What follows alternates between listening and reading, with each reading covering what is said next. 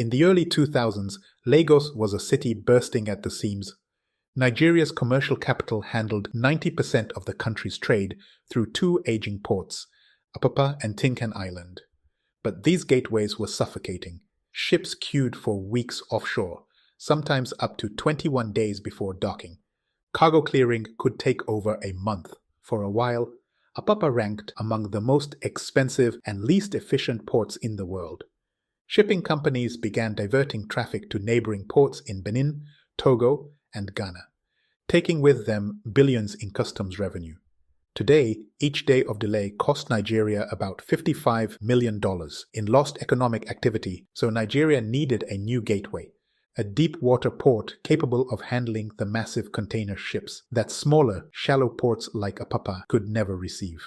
Attention turned eastward to a quiet, undeveloped peninsula, Lekki. Here was vast, empty land close to the Atlantic and only 50 kilometers from downtown Lagos.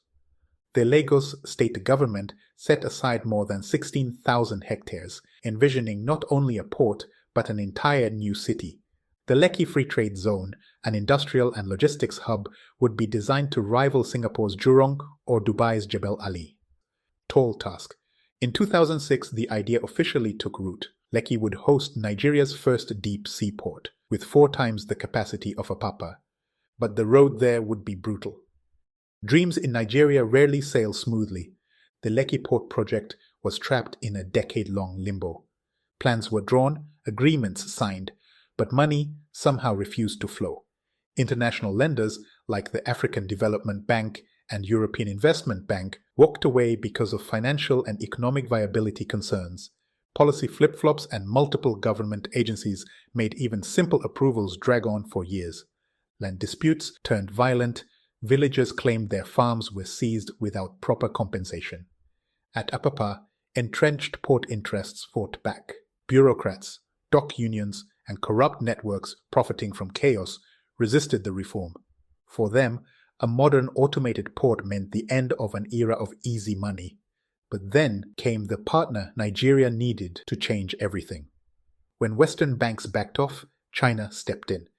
In 2019, after years of stalemate, the China Harbour Engineering Company and the China Development Bank signed a $629 million loan and invested $230 million in equity, finally breaking the deadlock. For China, Lekki was a test of its new global strategy, the integrated investment, construction, and operation model. Unlike the old model where China built and left, here it would build, own, and operate. China Harbour Engineering Company became majority shareholder with 52.5% control, its first time ever holding a controlling stake in an African port. To reduce risk, the French shipping giant CMA-CGM joined to manage terminal operations. With this tripartite structure, China financing, France operating, and Nigeria hosting, Lekki Port finally had wind in its sails. And so, construction began in 2020. But protests erupted over environmental damage. Fishermen complained that dredging destroyed marine life and that compensation was not enough. But still, the project pushed on. And soon in late 2022, construction was done. Nigeria's first deep seaport was inaugurated in 2023, a $1.5 billion leap into a new era. After 2 decades of waiting, the dream became real. Lekki Port reshapes Nigeria's coastline, transforming the entire Lagos economy. The Lekki Free Zone, a self-contained ecosystem of factories, warehouses, and residences, started to rise with the port as its beating heart. Nearby, Africa's richest man, Aliko Dangote, went to work.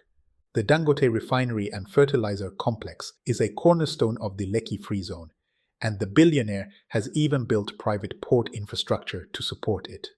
The synergy is clear. The port handled imports, the refinery export fuel, and together they pulled global trade into Lagos. The Toleram Group, co-owner of the port, solidified its position as a Nigerian industrial powerhouse. Its free zone now hosts over 30 multinational companies, like Kellogg's, Colgate, Arla, and BASF, all drawn in by tax-free incentives and proximity to Lekki Port. As construction boomed, so did real estate. Land prices in Lekki rose over 300% since 2020, creating a new generation of land barons and property developers. Warehouses, factories, and residential estates sprang up, chasing the promise of hundreds of thousands of jobs projected across the corridor.